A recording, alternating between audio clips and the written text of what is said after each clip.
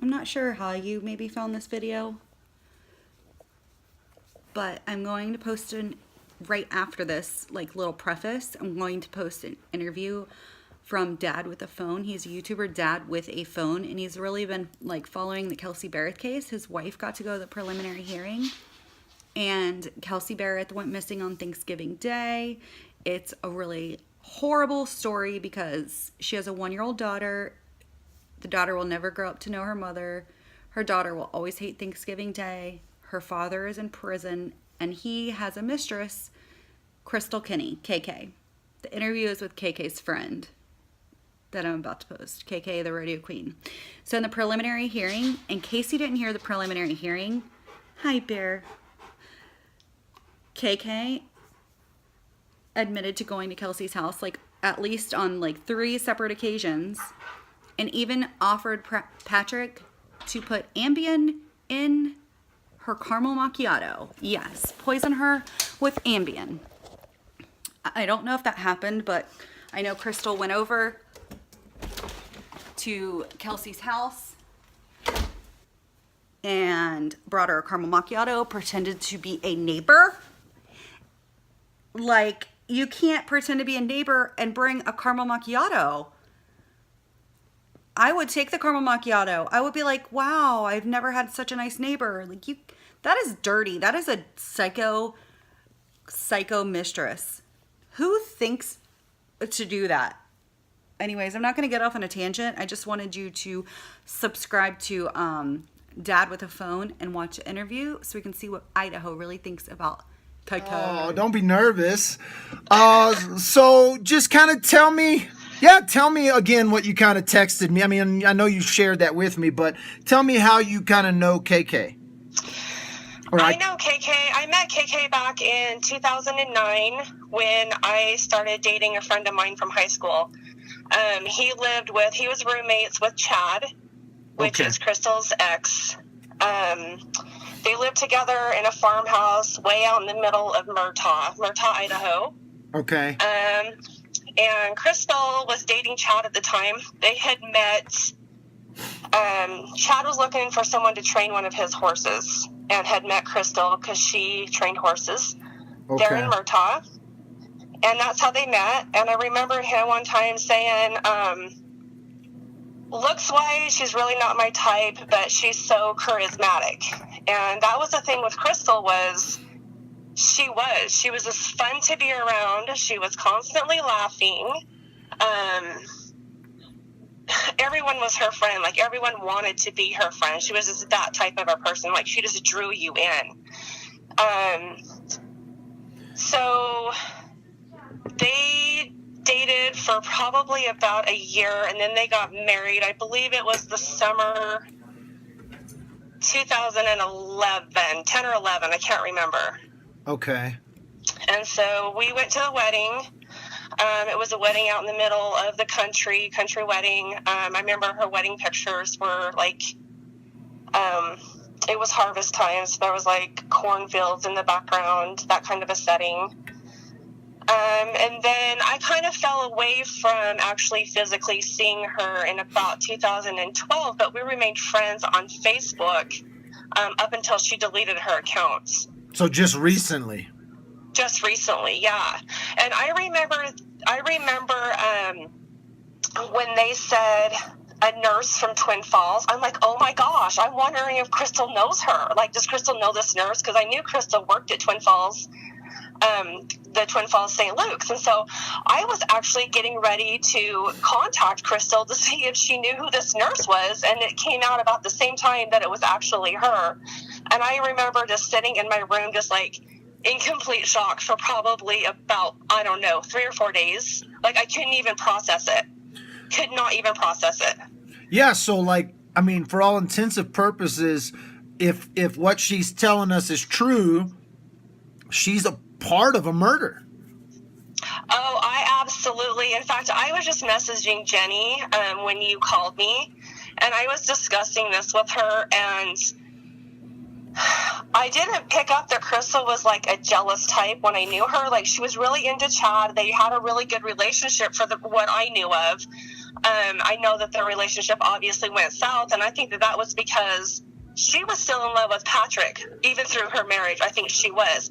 I think there was such a distance between the two of them that she settled for Chad because she really didn't think that Patrick, was an option being so far away. And I believe that Crystal masterminded this. I honestly do. And I think Ellie completely got this wrong, completely got all of this wrong.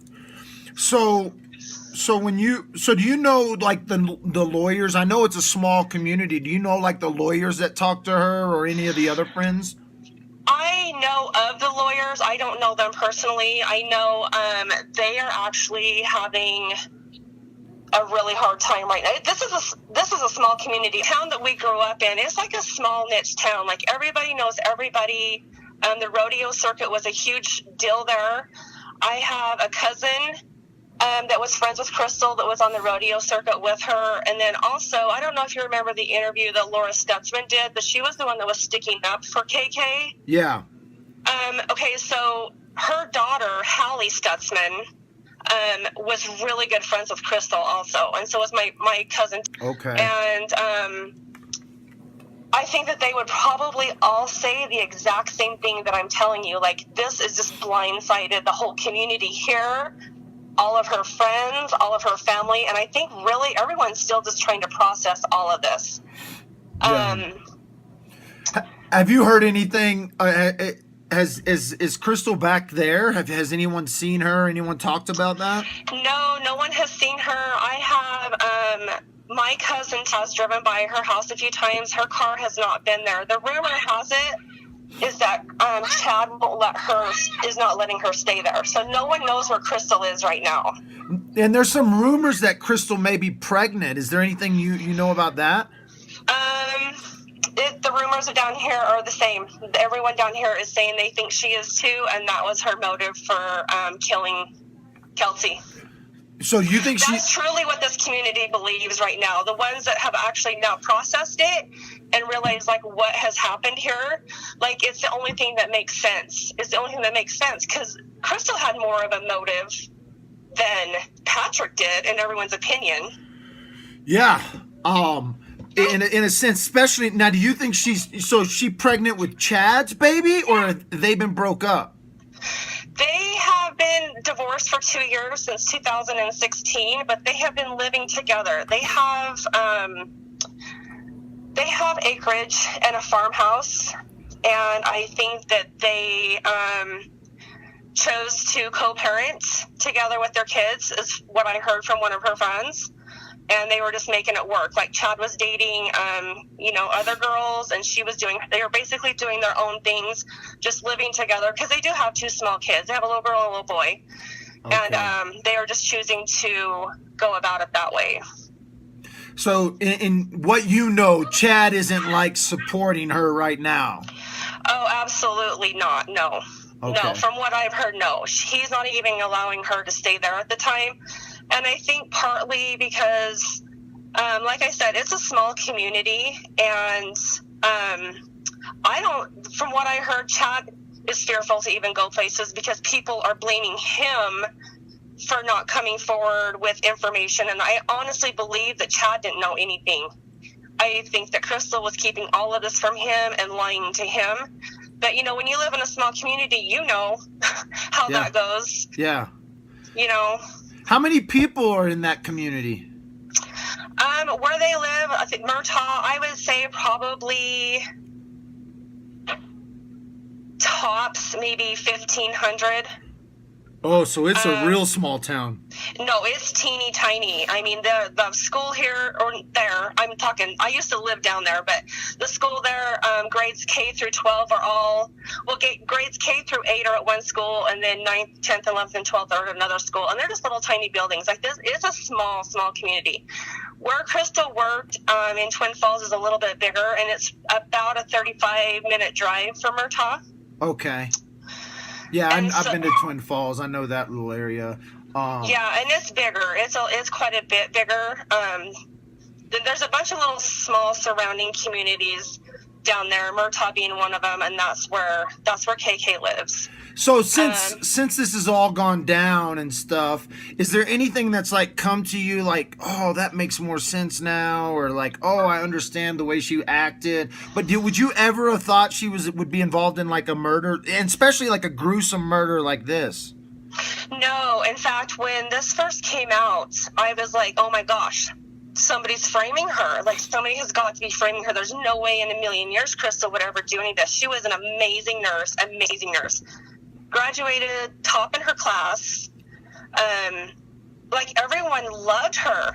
But now that I look back on it, I didn't know the relationship between the two of her and Patrick had started back in high school. Like, I didn't know that part. Okay. And so now that I look back on it, I think that, and I don't want this to come across as being like really mean or crude, but the rodeo community is one that, you have a bunch of cute little skinny girls or your rodeo queens, and that's kind of what they're based off of. Crystal really didn't fit that profile as far as, like, she was always a little bit heavier. Not bad back then, but she was heavier. And I mean, I just don't think I think she always felt like she was the outcast as far as the rodeo group went, kind of like the black sheep, if you understand what I'm trying to say. Yeah.